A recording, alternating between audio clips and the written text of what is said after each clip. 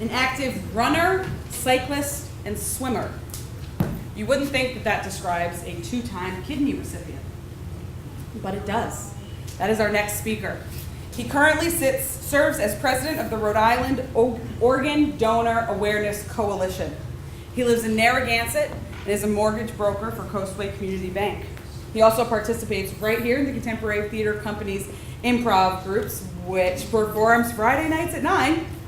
9:30. Everybody, please join me in welcoming Jack Albanese to the stage.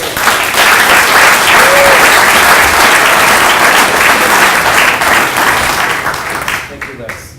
As Liz mentioned, I am a 2-time kidney transplant recipient. When I was in my mid-20s, I was diagnosed with polycystic kidney disease, which is a hereditary kidney disease. I was a marathon runner, former baseball player, Ironman triathlete, and here I am, I have this kidney disease. Not too long after that, I was in renal failure. I had to go on dialysis. So scared, confused, didn't know, would I be able to compete again? Would I be able to run again? Would I be able to go on, would anybody date me? So this was a process that I went on dialysis. It was 3 times a week for 3.5 hours on a machine.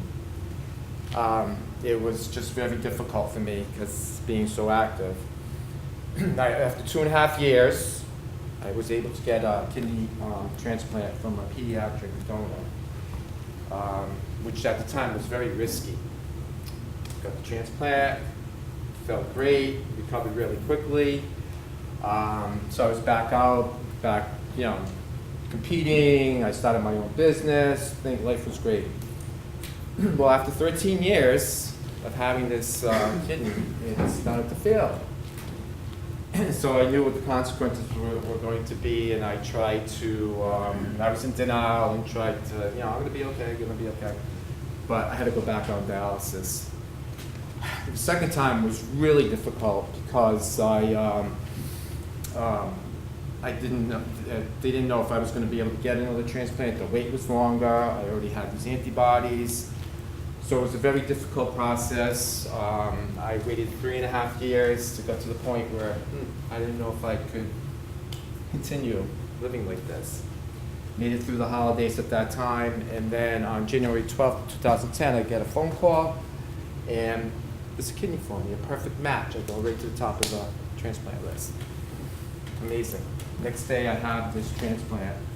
The kidney, the donor was a 21-year-old male from Utah who had just gotten married, was going to med school. So after I had this transplant, I'm saying to myself, wow, this 21-year-old kid has his whole life ahead of him, and he loses his life and I get to live. Like, that was very hard to comprehend all that. So I said, well, there's a purpose. So I started volunteering for an organization called Rhode, which is the Rhode Organ Donor Awareness Coalition. Since I've become president of that organization, we reach out in the community to spread the word of the importance of organ donation and how much you can help other people. I'm back working out, competing. I'll be doing the transplant games in July, and I do a little bit of acting and improv here at the CTC. So I really live my life to the fullest. I try to take advantage of every single minute of every day, because you just don't know. And I know where I've been. The statistics are amazing that last year, there's 120,000 people right now on the transplant list. And last year, they only did 28,000 transplants. One person every 11 minutes goes on that transplant list. And 18 people a day die waiting for a transplant.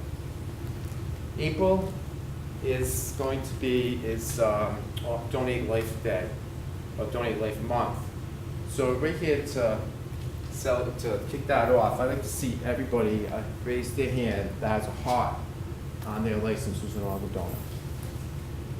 That's excellent to see. You realize that every one of you can save 8 lives. just amazing. And if you're not on that list, if you're not an organ donor right now, it's so easy to register. You can go on the Rhode Island Organ Donor Awareness Coalition RIDEACT.org website and register, or you can even register on my phone. So I want to thank you all for being organ donors, and please be an organ donor.